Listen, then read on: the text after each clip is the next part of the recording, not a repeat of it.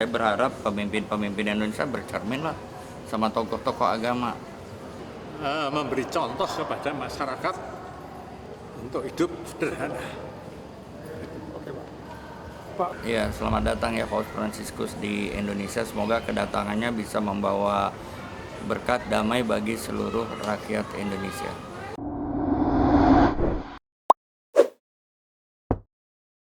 Menurut saya sih bagus sekali, apalagi tokoh agama Katolik ya. Saya sangat setuju tuh beliau datang.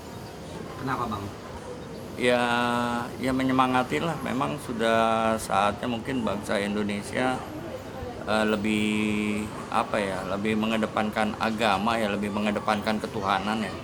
Kalau ada tokoh agama, tokoh ketuhanan yang diseganin di seluruh umat di seluruh dunia, itu bagus datang ke Indonesia.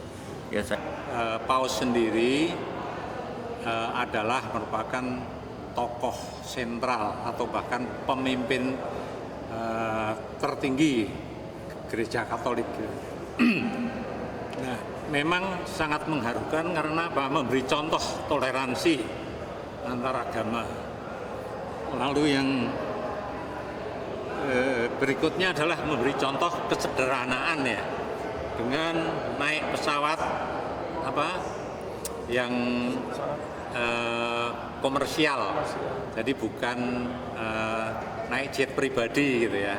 Lalu yang berikutnya adalah pada saat turun dari pesawat dijemput mengendarai mobil Toyota Innova. Ya, lalu yang berikutnya adalah menginapnya di Kedutaan Vatikan, menurut informasi seperti itu. Jadi saya berharap pemimpin-pemimpin Indonesia bercermin lah sama tokoh-tokoh agama. Ya tetap berjalan di tracknya kan, sebagai negara Pancasila yang berdasarkan ketuhanan Maha Esa itu harusnya ketuhanan yang Maha Esa itu dinomorsatukan gitu. Ya bagus, umat Islam Indonesia kan paling toleransi. Setuju ada misa di gereja. Orang kalau mau ibadah jangan dilarang ya. Kalau mau maksiat, mabok-mabokan ya dilarang. Kalau ibadah sih jangan dilarang, kasih kesempatan. Nabi kita juga kan memberikan kesempatan. Nabi kita bicara, Nabi umat Islam kan boleh mendirikan rumah ibadah dan boleh beribadah di dalamnya. Bahkan nyawa non muslim sama nyawa orang muslim kan setara begitu. Nabi kita aja begitu kan, kita harus contoh Nabi kita kan.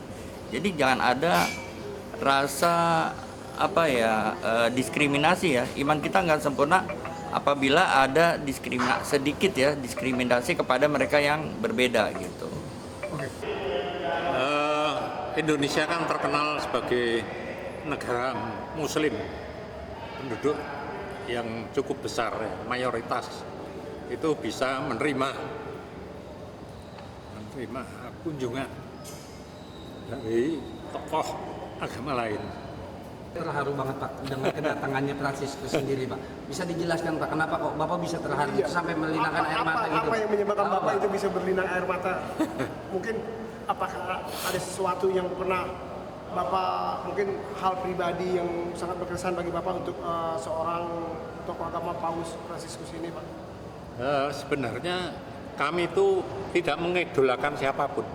Kami mungkin terhadap tokoh agama Muslim atau seperti Habib Rizik pun kami itu juga respect sekali. Kita harus menjadi tuan rumah yang baik ya.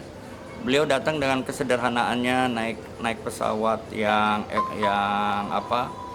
biasalah, bukan pesawat khusus kan.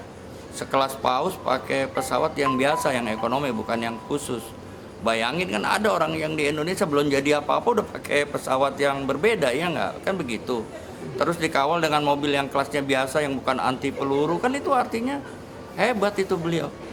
Penuh dengan kesederhanaan dan berani gitu, karena beliau merasa tidak bersalah kan. Gitu. Tidak ada yang membenci kan, beliau mungkin banyak dicintai oleh umatnya kan begitu. Ya, itu bagus kan, soalnya imamnya kan datang ya. Terus pemimpin umat Katolik sedunia datang, ya itu memang harus disambut lah. Kita tunjukkan bahwa kita bangsa yang besar, bangsa yang penuh toleransi, jangan merasa negatif gitu kan. Ikuti contoh apa yang telah dicontohkan Nabi kita Muhammad gitu.